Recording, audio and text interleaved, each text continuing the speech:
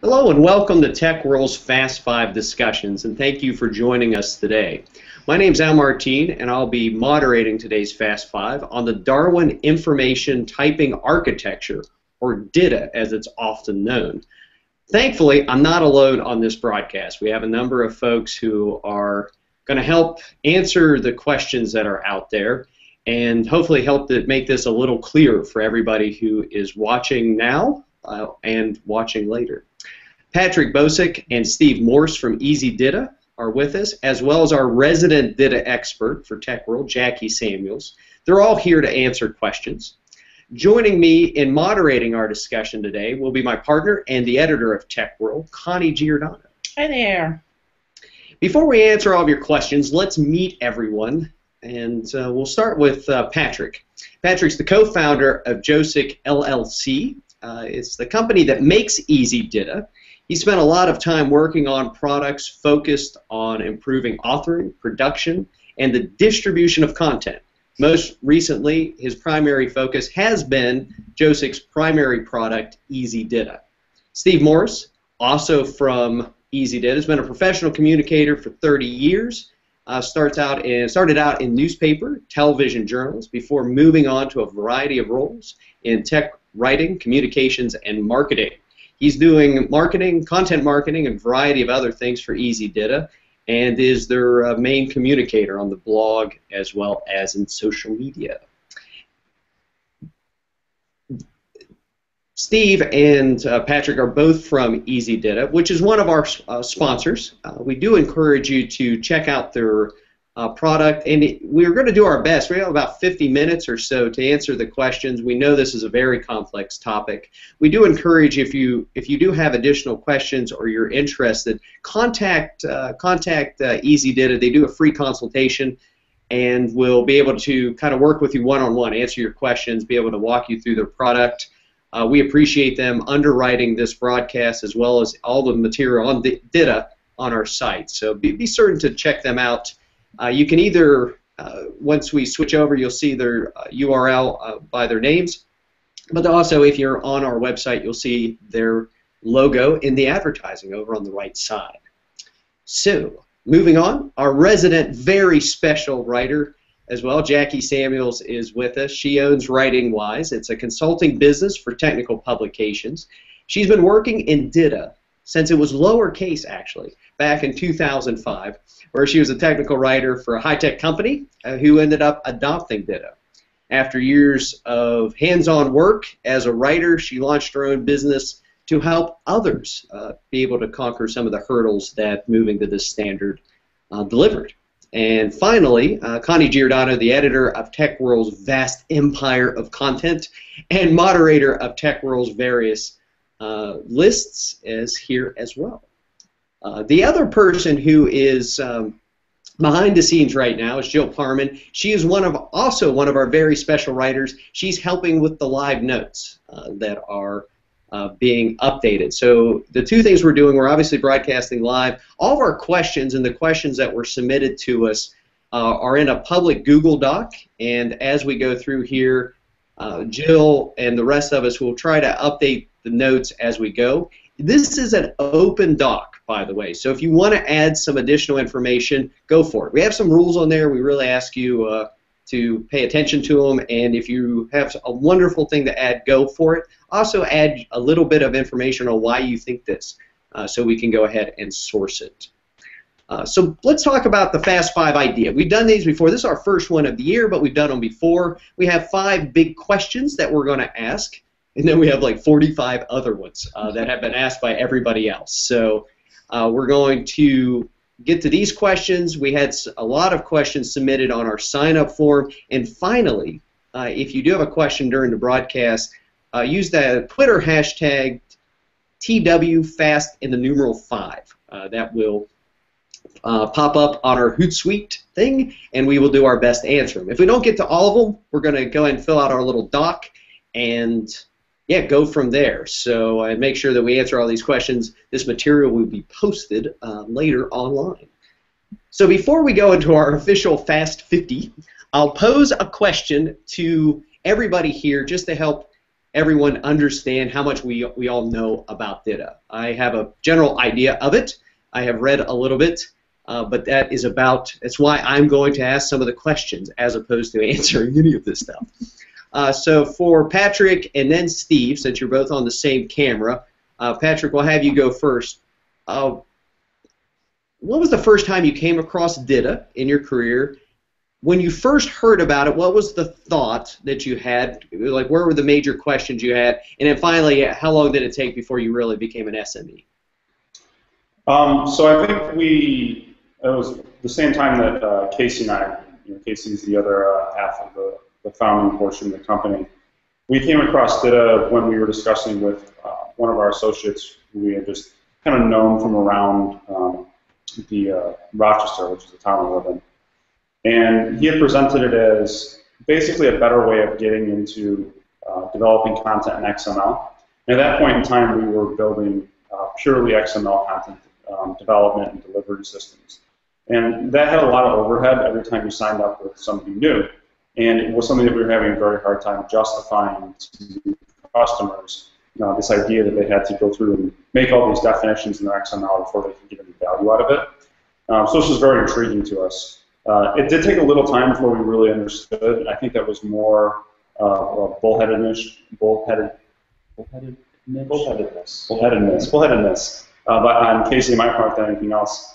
But we really came to understand it when another associate of ours, who worked for Xerox at the time, which was very influential, in the past in content standards, really went through and explained how DITA breaks things down into logical parts, being concepts, references, and tasks, and how that associates with different types of information, and then how that transfers into being actionable pieces of knowledge and procedures for people. So I think that was the foundation, a few months later, for really understanding why DITA is different conceptually than just a semantic XML structure for documents. So for me, the short answer is I really hadn't heard of the word DITA until a couple of years ago. But as when you introduced me, you said I had some technical documentation, TechWriter in my background, and that was for Xerox. So yeah, they always were kind of forward-thinking, and so. But my experience as a TechWriter was about 10 years ago, so kind of predated DITA to some extent. But for DITA, for Xerox, I did work on a project, it was kind of ill-fated project, where they bought a XML editor for technical documentation and training, and I did work on that. So I have some of that in my background. But really, for DITA, I think I know some of the same folks that ended up working here that were with Xerox for a while. And it was really through them that I got to know a little bit more about DITA and about this company. Okay, Jackie, how about you?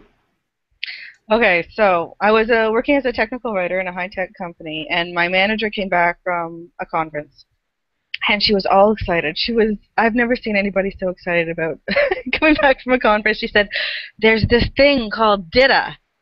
And we said, "The what?" And she spelled out the acronym for us, and we said, "We have no idea what that is." And we were lucky enough that one of the other writers, knew Michael Priestley from IBM. So he said, "Hey, Mike, could you come in and teach our group about DITA, because we don't know what it is and we might be interested in it." And of course, Michael Priestley is one of the original architects of DITA. And so Michael Priestley came in. This was my very first DITA session. Michael Priestley comes in and teaches me about tasks, concepts, and references. And I've never looked back. I remember my first impression was, okay, I think I understand topics in general, but how are they going to fit together to create my documentation? Like, they're so small. Should they be bigger? My first impression was, okay, but, and then about a million questions, right? And I was lucky that my manager said, "Hey, here's a CCMS. Do you think, Jackie, you could go off and learn this and then teach the rest of us?"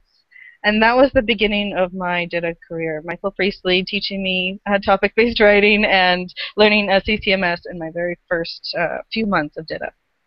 Very good. So Taught to Play Guitar by Paul McCartney. Yep. And sent off on your way. Okay. Pretty much. It was awesome. Connie, how about you?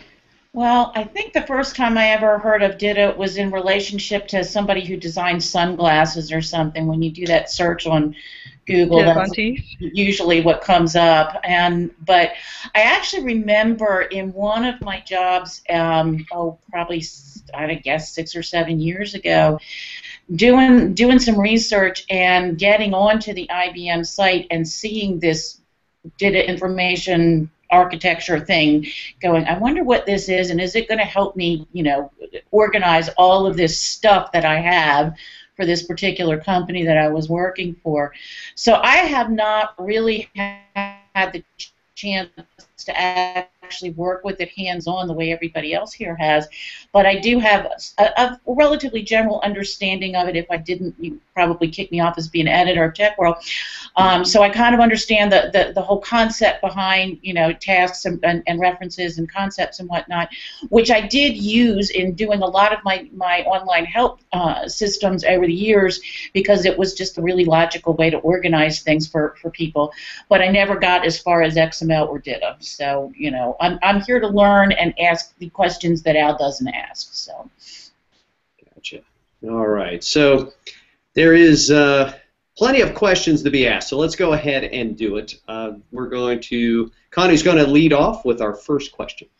Okay. I would love to have each of you explain what is DITA in 3 or less sentences, so that the regular folks out here could actually understand what it is. Let's start with, I don't know, Steve. Let's start with you. Mix it up. Well, first of all, DITA is a standard for technical documentation. It's not a product. It's not a system. It's not our software. So it's a standard, and what does it do? It defines some terms, right? It defines, some of the structure, some of the architecture that will go into then writing technical documentation. So really, it's a tool, but good to know right off the bat that it's a standard, not necessarily associated with any particular tool or vendor. And that's kind of the strength of it, right? It's cooperatively built by really the entire industry around it. That's one of the benefits. Okay, Patrick? So yeah, building on that, I think the important point that Steve made is the open standard aspect of it. I would characterize DITA as being XML without all the work put up front. So basically, a lot of people want to go to XML because it has a lot of great benefits, and DITA defines the whole base structure for you. So it does all of the boilerplate work that you need to do to get into XML, getting that whole definition structure set up for you, and it adds the experience of some of the most brilliant technical writers over the last 20 years who built in the ability to reuse content very easily, set up variables, produce multi-channel publication, all the different aspects of things that we have to do as technical writers, but may not be thinking about the list of 30 of them when we're going into something. We're only thinking about a couple. But since we're using something like DITA, all of those things come with it. All of their experience, all of their knowledge comes with this XML format that gets us there much faster and in much better shape, and then gives us this really great interoperability that comes from using an open standard. Great. All right, Jackie, your turn, and you've got to condense your entire What is DITA article on TechWhirl into 3 sentences. Go. Okay. It's a scalable, flexible, functional documentation standard in XML. That means it removes formatting from the author's job and lets them concentrate on writing high-quality, targeted content. Once content is in XML, your published output options are essentially limitless. You can do EPUBs, PDFs, Excel, PowerPoint, OpenOffice documents. Once it's in XML, you're not stuck in any way. The world is your oyster, basically. And shall I mention the limerick? We think you should do the limerick. Yes. Yeah, Okay. I'm on board. I want the limerick to be forever preserved on YouTube. You know how sometimes you just can't get the whole limerick thing out of your mind? That was what was happening to me last night to explain the whole limerick thing. And the rhyming is not perfect, so I apologize. Here it is, the limerick about DITA. DITA is the way to write better, transforms words into something handier, uses attributes and elements to wisely tag your contents to make them faster, stronger, and smarter. Very nice. Very nice. There once was a writer for Ragu. Never mind that.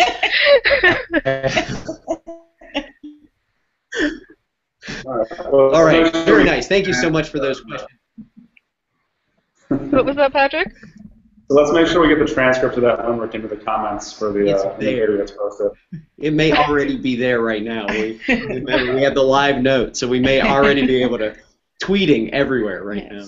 And somebody's more than likely editing it so it'll rhyme better or something. Oh, hopefully. I could always use the help. Collaborative limericking, that's what we like. That's it. That's it. In DITA, no less. That's a topic, I think, if we put them on. I think we need a specialized topic for limerick. Patrick, what do you think? I'd support that. Yeah. But I'm not.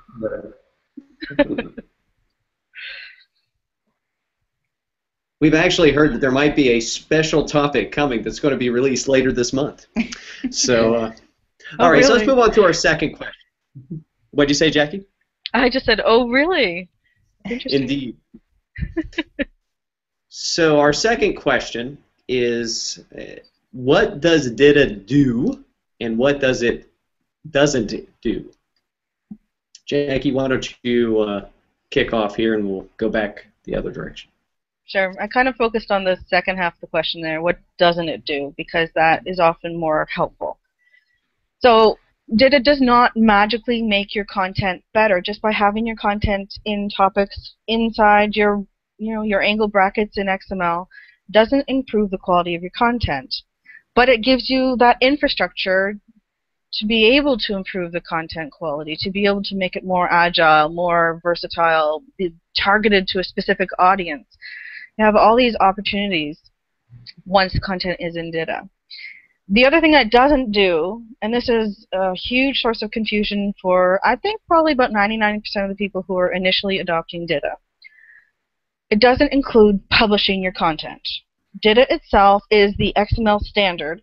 The DITA Open Toolkit is another little, I'm using my hands here, another little thing on top of it that is associated but not part of the DITA standard.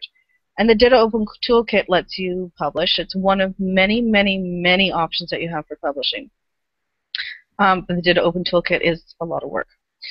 So XML and DITA gives you the standard to follow. It takes that formatting right out of the writing equation and basically makes everything possible. You can do Excel, PowerPoint, PDF, HTML. Once it's in XML, the transform into other output options is up to you. And you have a huge selection of tools to work with. Gotcha. All right, Patrick? So I think I'm going to kind of build on Jackie's answer there. I think the most important aspect of DITA is that it gives you interoperability. So that interoperability goes throughout everything you do once you go into the standard. And, obviously there are some little aspects to that, but it really does give you a base where anything anybody writes will work together. And, kind of contrast that with, the other extreme, which is Microsoft Word. If someone goes and writes something in Microsoft Word, I can't go and get it. Even if I go and I copy and I paste it, it's going to bring their formatting along with it. It's going to bring along every other piece of markup that's in that content. So I can't just grab their content and put it into my content. So when you have something like DITA, it allows marketing to share content with TechDoc and vice versa. So other portions of your company can interoperate. It allows different development teams to interoperate with their content. So if I'm building a module for our software and one of my other guys is building a module, and at one particular time they're being sold as two different products, but in the future we merge them, their content comes together, we get to use all the same publishing pipelines. And it also means that there's interoperability throughout all of your tools. So when you go and you adopt something like DITA, and you choose tools which are stick to the standard very closely, it means that if you ever find another tool that does something that you want it to do, publishing better, collaborates better, allows you to have better authoring, any of the things that are the things we think of doing when we're writing content, you have that option of just going and changing over to that piece of technology. So it's really a decision that allows you to have the right type of options going into the future, which largely gets back to what Jackie said. Gotcha. Steve, how about you?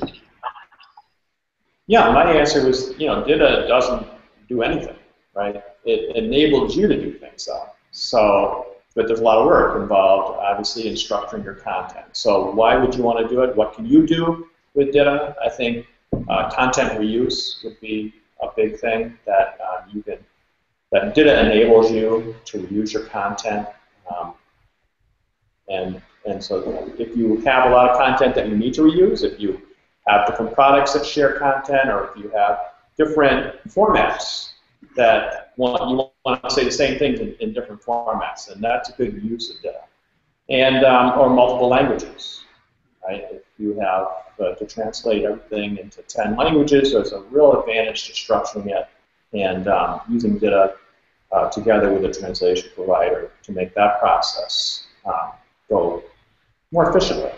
Actually, I'd like to jump on top of that if you don't mind. So getting into the translation processes, and this translation process, publishing process, any of those types of things, when you're in something that is not an open standard, so if you're looking at an HTML5 or a Microsoft Word or something like that, it doesn't matter if the company who's doing your localization has expertise in Word, because your Word doesn't look like their last customer's Word.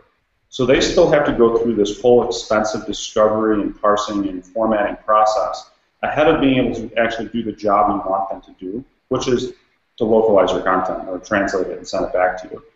So what DITA allows you to do is to have a common knowledge and understanding of the way this content is coming through.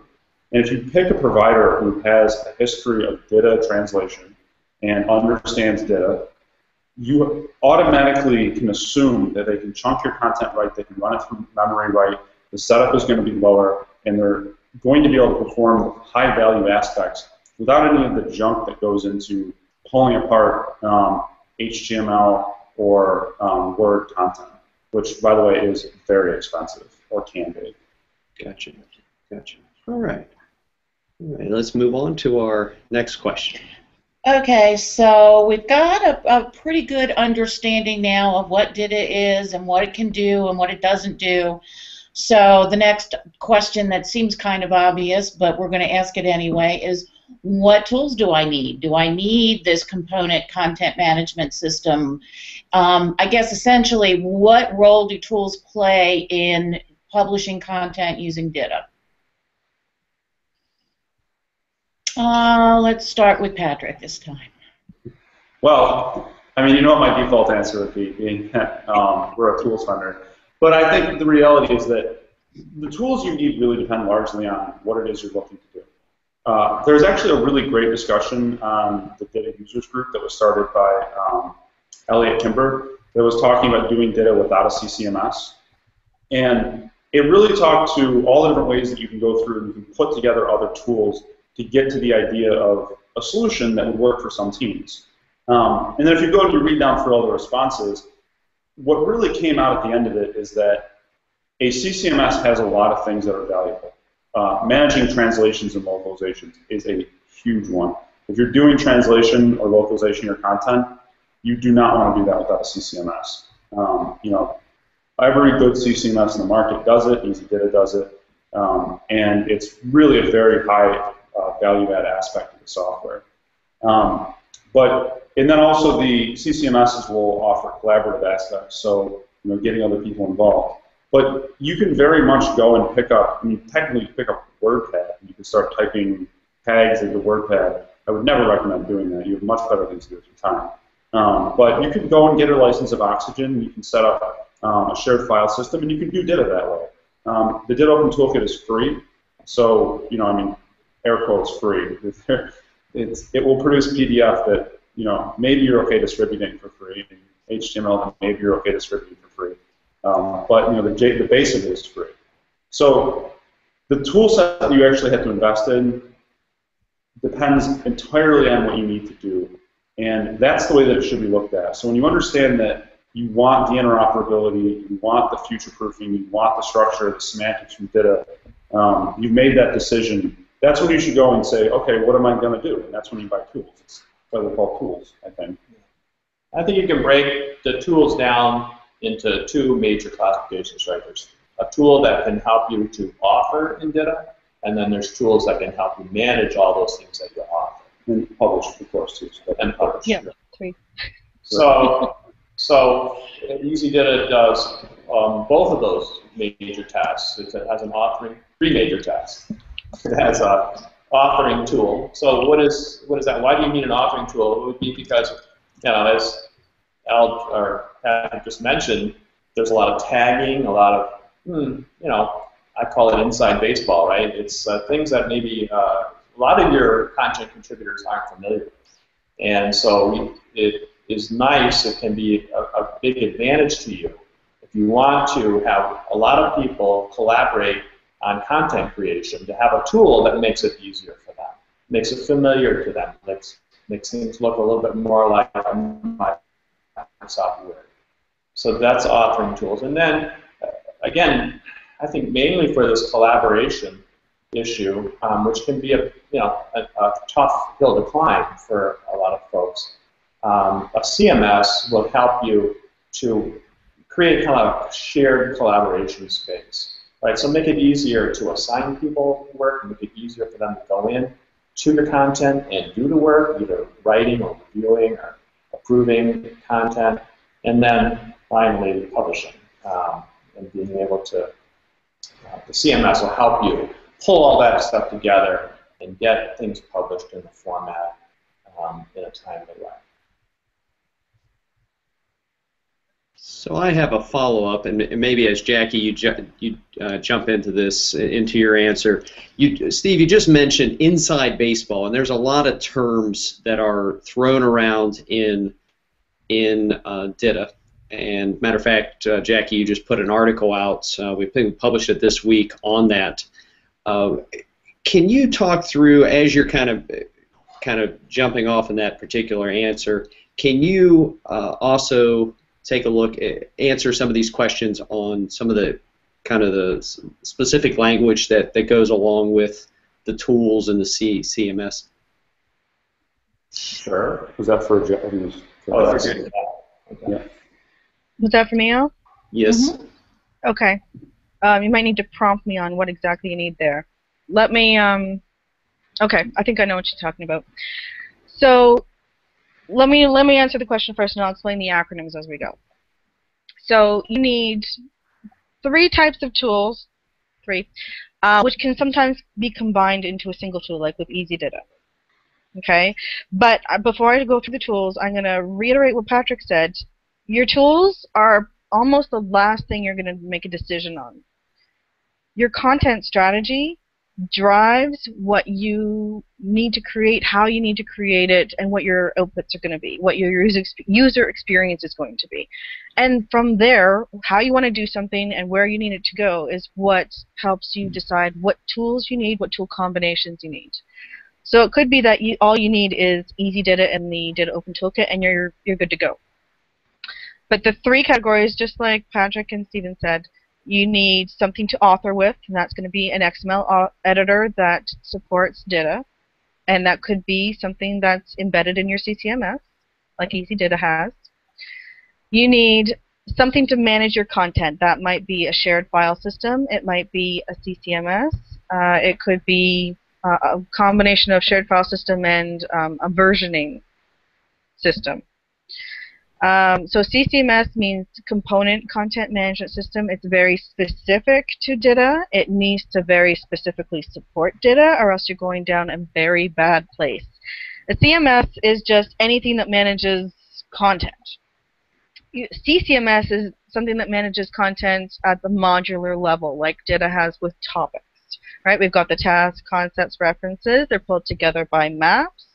That relationship between the topics and the maps is essential in DITA. You cannot throw DITA content into an enterprise content management system and expect your authors to be able to work with it. It either needs to be tweaked to accept DITA and let you work with it in a reasonable way, or you need to get one that supports DITA out of the box, which is what generally we recommend. Did I hit all the acronyms? CCMS? What was the important one?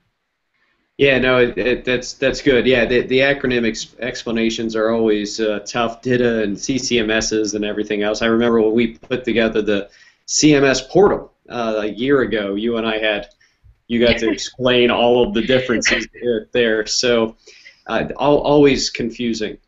So our next question is one that I'd imagine a lot of folks probably are thinking about. It's like, what changes if a company wants to use DITA? Will they have to make if by some chance they're currently using Word? Patrick? I'd like to throw this over to Jackie to start this one, seeing as we've seen a lot of companies go through this, but I myself have never gone from writing anything in Word to writing DITA. So I'll take a second pass at this if you don't mind. No look across to Jackie. All right, go for it, Jackie. Got it. Okay, biggest change for the authors is that instead of writing a document or a chapter or even a section of content, you're writing topics.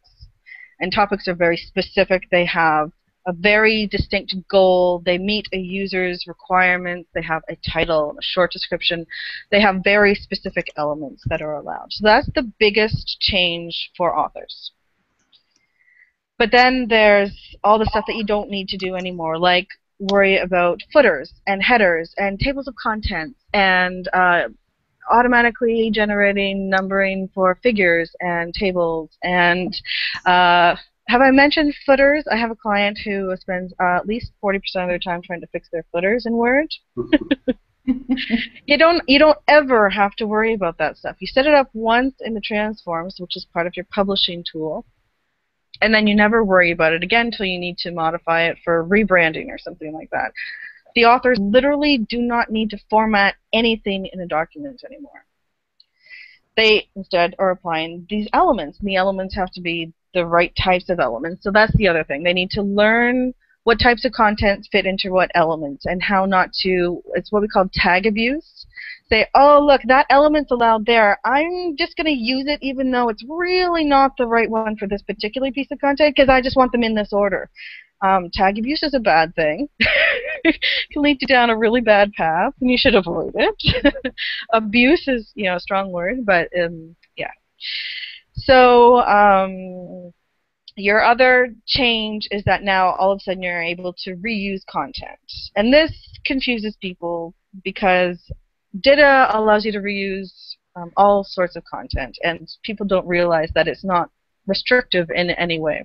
You can reuse an entire chapter of content. You can reuse an entire book if you want. You can reuse a word, a sentence, a fragment, a list, part of a list, a range of steps. You can reuse whatever you need, and not just, you're never going to copy-paste. You can reuse it intelligently and use something called a key to swap things in and out dynamically. I'm serious, like dynamically. You can include or exclude topics based on a certain key matching here and here. It's ridiculously flexible. The reuse possibilities are amazing. One of the last big changes is that now you can profile your content. So the attributes on elements are metadata, information about the elements. And those attributes let you say, all right, this step is going to be specific to new users. This step over here is specific to, say, Apple users. And then when they're looking at the content, they can either self-select or you can have it part of the login that their role is associated. And then they see just the content that applies to them. They don't see the Windows stuff if they're Apple users. So that ability to profile content and really target it to the person is completely new. I think that covers a lot of it. Probably translation is the other big change for people. Patrick, I'm sure you have a lot more to say on that. Yeah, so I'm gonna. So that's great from the author's perspective. I think I'm gonna kind of jump on the manager's perspective a little bit. Sure. So I think a couple of things you're gonna see change is, one, the level at which you review content isn't gonna be at the book or at the chapter level anymore.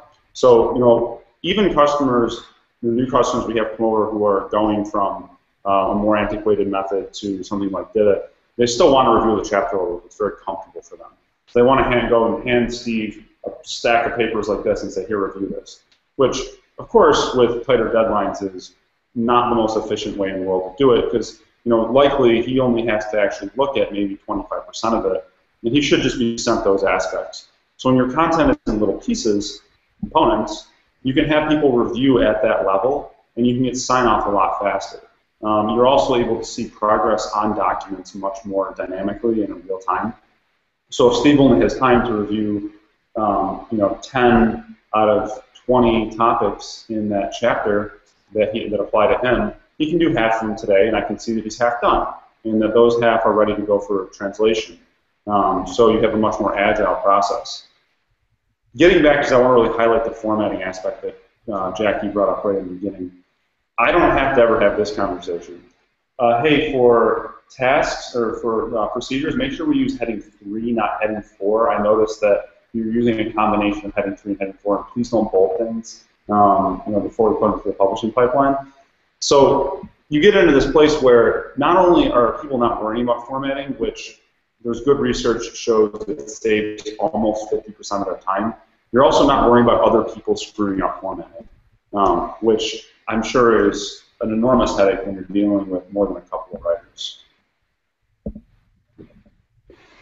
Very nice. Yeah, just to add on that, consistency is guaranteed as part of this process. Consistent formatting across the board. Everybody's consistent. It's amazing. Yeah, and that gets back to the interoperability. The consistency is what gives you the interoperability. So if I write something, it's going to have the same consistency that Steve writes. Neither of us get to put our opinions in how that should be formatted on the publishing aspect of things. So I can take his topic, someone else can take our topics. They all work together. So those two things really go hand in hand. Okay. So I would just add that, as you just heard, moving to DITA is going to involve a lot of change. So like most any corporate initiative, it's going to succeed or fail based in a large part on how you manage that change. So, you need to understand that going in. You need to learn yourself, if you're managing this change, what DITA is, how that will affect my writers, how that will affect reviewers, subject matter experts, how that will affect me, my job. And, the good news is there's a lot of resources out there, maybe because, DITA is used by professional communicators, writers, trainers. There's a lot of good writing and good training, good books that are out there. I encourage you to look into. TechWhirl itself is a good resource for these things. Part of my job at Easy DITA is to write blogs that explain how to do things, explain concepts, explain what maybe next step you might consider to do with your DITA implementation.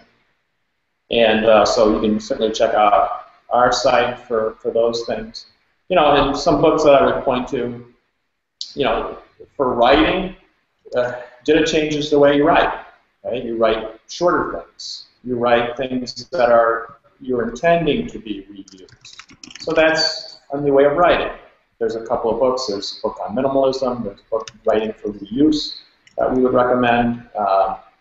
Taking your team to a DITA boot camp that Comtech would run, or looking at webinars that our partners at Suite Solutions have done about Get a Quick Start, they call it. There's just a lot of ways to go out there and inform and educate yourself so that you can better bring your people along. Cool. That's a really nice transition to the next question that we have, because Steve mentioned that there need to be thinking about how you're going to handle the change, since it is a really very much a big cultural change in what you have to do. So the fifth big question here, and I think maybe we want to start with Jackie on this one, is if your company, if your team is considering moving to DITA, what are the things you need to think about when you're considering it? I've got the question as when should you consider moving to DITA? Can I answer that one instead? Yeah, go ahead and answer the when, and then. Okay. There's a lot to consider of the what, but the when is, I think, one of the most fundamental questions. When is it time? How do you know if you're ready for DITA? So I've got a list of 6 things, and any one of them, if you can say yes to any one of them, then you're probably ready for DITA. You're translating to 1 or more languages. That's number 1. Number 2, you have 500 pages or more of content that is live content, meaning it's maintained and updated for new releases. If you have 500 pages of content that's static, one-off content, then you're not ready for DITA, or you don't need it. The third one is if you have governance or standard requirements, so you need to track how content changes, who changes it over time, and you need an auditable historical process around being able to capture change and requests, either because your industry requires it or you have a standard that you have to meet. Semiconductors are like that, specifically. If you have versioning and branching requirements, this means you need to keep 2 versions of or more of the content updated, and yet keep them both moving forward. So you've got version A of product and version B of same product, and you need to make updates to both of those branches without completely rewriting the content or having separate streams of content. Then you're ready for DITA. That's a big, big advantage to most people. The 5th one is workflow. If your workflow is not working, and mostly I'm thinking translation and review workflows. So what DITA does is let you tie workflow into the granular level that Patrick was talking about. So you're reviewing at the topic-based level. You can have the CCMS manage those reviews for you, send out automated reminders, links. The reviews become collaborative, and all of a sudden you have a process that's visible and enforceable. So you get your reviews back on time. You know who's lagging behind, and you can just contact their manager. It's all visible. Everybody else can see who's lagging behind too. So that visibility and the workflow around it for reviews and for translation, very important. And if you have end users that are asking for and want content that applies just to them, they want to be able to filter by their product combinations or find content that that applies to their specific needs and requirements, then you're ready to go to DITA, because that's what can let you get to that point with your content. Gotcha. All right, fellas, anybody here? I'm conscious on time. We got about 15 minutes or so, a number of other questions. Anything to add to Jackie's statement?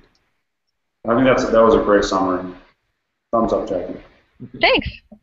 We'll give her a few minutes to convert that into a limerick during this time. Yeah, we got her a mid-drink, too. That's awesome. I would just add one thing, Al. Sure. And that is, a lot of times there's an assumption that you have to have an organization of a certain size, a certain number of writers to really make DITA the best choice for you. And we really haven't found that to be true. We know of folks who are really a one-man shop, and they use DITA.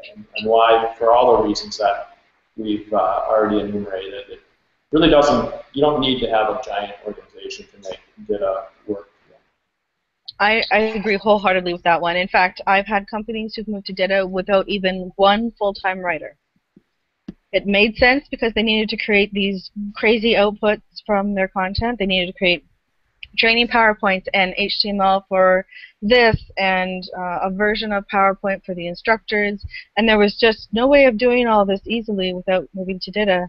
They don't have one full-time writer. They had to hire somebody to update their content.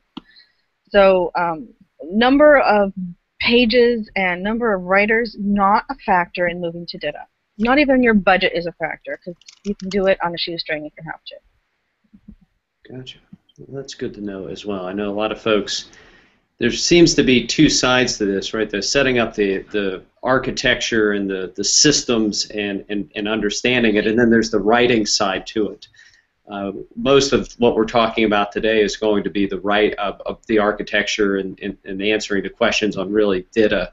I think we'll all talk offline, see if we can maybe put together another conversation on the authoring side of it and talk a little bit more. I know we have some articles on it, but that's, yeah, it's such a, how many writers, obviously you don't need it. It's more content, amount of content and some specific needs.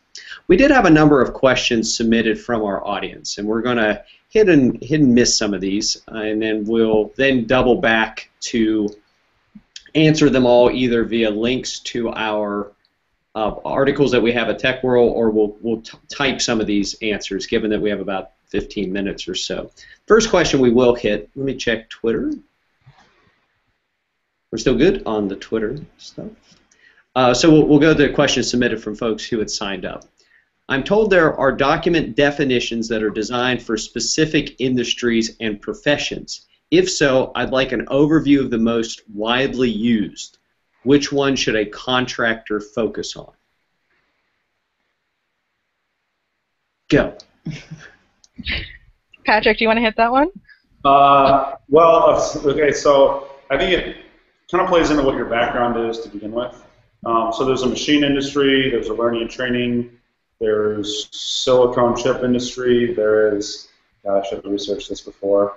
There was, but I think there's one for maybe business documents as well that I think stalled in process. Anyway, there's a number of different ones, but what it really comes down to is you should look at the 4 or 5 different specializations there are, and you can get to them by being an OASIS member or any of the ones that are published, like the learning and training specification, and see which one fits best with you. I think the general technical content, which now that I'm thinking about it is technically a specialization of DITA, is by far the most widely used.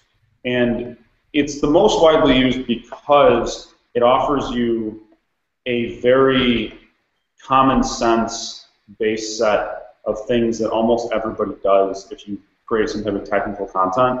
And it also boils down to being, at some level it's fairly similar to the way that HTML tags. So the most basic DITA is almost HTML. I wouldn't recommend that you ever actually write content that way, but it does kind of boil back in that direction. So if you get a base understanding of the technical content and DITA, I think that you're going to find more general work with just DITA and technical content than any of the specializations. We would love to see learning and training take off, so I mean that would be a selfish thing to recommend because we have really nice interfaces to learning and training specialization. But I think the reality is that nothing else gets the same amount of attention as just DITA 1.2 technical content out of the box. Yeah, and I would agree with that. If you're a contractor and you're looking to be as marketable as possible, you need to learn the core of DITA first, and then branch out into the direction that applies to you, that you're interested in. So, like learning and training, you still need to understand the concept, task, reference, core of DITA before you go and learn all the learning and training content. You have to sort of take that first step until so you're ready for the second step. So definitely learn the core of DITA, and then you can even do something like learn lightweight DITA. I wouldn't recommend anybody learn lightweight DITA without learning the core of DITA, because lightweight DITA is just a subset. You need to learn what the core includes before you learn what lightweight includes. As a contractor, that is. And I would just add that if you're out there and your head's spinning right now because you don't know what we're talking about, DITA it works best if you have a content model, and that's partly what these specializations speak to, and if you have a strategy. So probably not any of our day jobs to come up with content strategies and content models. And so if you are facing a daunting task of moving your organization to DITA, it may be that in some cases hiring somebody who does this for a living, who does this every day, a consultant, it would be a good. Hello. There you go. You got one last with us? Yes. Toot my horn. Yeah. The one thing I want to throw on top of that is that, so Jackie said the base of DITA. We may disagree on what that is, but if I was going to define what the base of DITA is, I don't think she's recommending, and feel free to contradict me here, that you go and you learn every tag in the base specification. I think it's the philosophical base of DITA, which is really understanding, what is a concept, task, and reference? How do they fit together inside of a map or a book map to create a publication? And then the other thing I would add to that is understanding the different linking structures. So if you can understand how DITA links things together, and you understand the philosophical base of the different objects, you're really 90-something% the way there, and then everything else is just semantic tags that, you can use them when you need them. That's what it comes down to. And I'll also, to just build upon that, I agree with that completely, but build upon that and say topic-based writing in general is something that you need to learn as well. Not just DITA tags. You need to understand how to correctly focus each topic so that it's usable and helpful to your end user. Yeah, there are some in our industry who think that every page is page one, and I think there's a lot of things to take from that philosophically. I don't know if I go all the way to agreeing with that philosophy, but the idea that each object should be usable on its own is an important idea. So a concept should stand by itself. You should be able to convey a conceptual piece of knowledge to somebody by itself without any additional anything hanging around it. A procedure or a task should be able to instruct a human being to go from point A to point B successfully without having to add any other pieces. And then you tie these things together to build knowledge, to aid in a total deliverable, but they should still be functional units on their own. So it almost takes more of a programming aspect to your content to some extent. And sometimes when we're writing documentation for that, I like to think of programming a person to perform an operation on our software. Yeah, I was just going to add, because this conversation is reminding me of a blog post that we put out yesterday. So it's partly just how are people going to use your content? How are people going to find your content? And for that, DITA can really help you to improve folks when they search for information on your website or wherever it is. And it partly does that by chunking it into small bits so that when they ask a question, they don't get a long answer where they have to now read a bunch of stuff to figure out what it is that they really need to know. When you chunk your content in small bits, then your search results can be much more targeted towards people's real-world questions. And DITA has a lot of other tools that you can use to further hone your search results. And the more and more, that's how people are going to read and use your content anyways through a search situation. So, yeah. And we're going to be having a webinar. You'll see that on our website if you go. Together with Early and Associates, Paul Ladarchuk, our former, used to be with us and now is with Early, and together with Patrick, they're going to do a webinar about that. So if you're interested, componentizing makes a big difference in search. That's how we deliver content these days. We don't hand people books anymore, or you shouldn't be handing people books at this point. It's not as useful. So I know we're just running short on time here, so you want to get another one in now?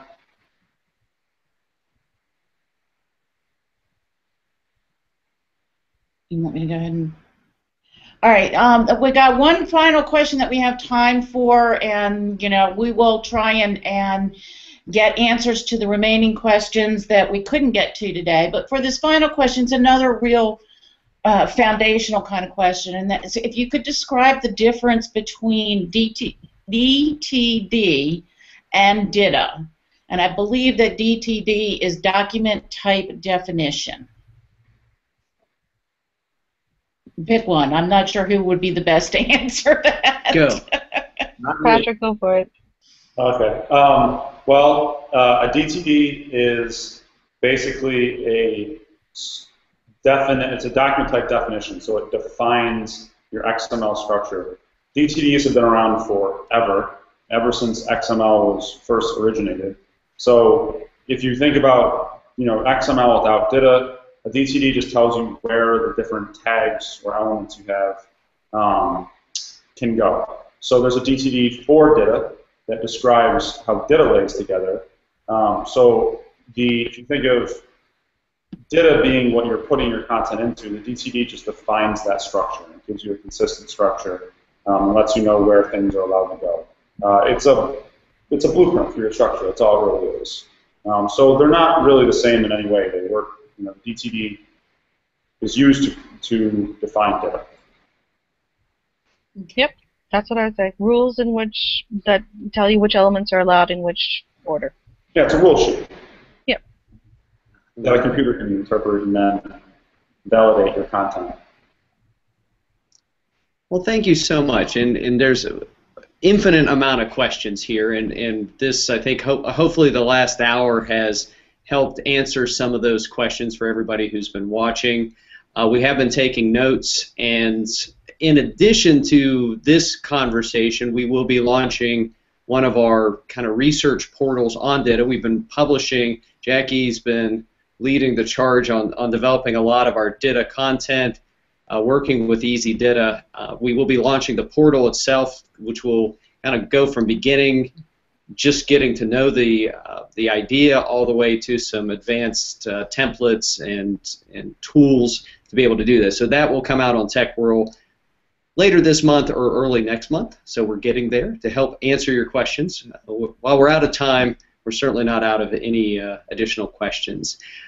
We want to also encourage you to, if you do want a consultation with the folks from Easy DITA, it's on their screen. Go to easydita.com. Make sure I'm reading it correctly. Free consultation, /free consultation. You can also go to our website and be able to click on their advertisement, and it will take you there. Or just contact us, and we'll send you the correct direction. Patrick, Steve, and Jackie, thank you so much for answering our questions. We really do appreciate it. And and Jill, Jill Parman, for writing all the answers on one of our other docs. We do appreciate that as well. Hopefully you were able to follow us and we didn't jump around too much. We appreciate everyone who was watching. Thank you so much for taking time out of your busy schedule to watch us. For Connie and myself, thank you so much for watching, and have a great day. Bye-bye. Bye, Bye, everyone.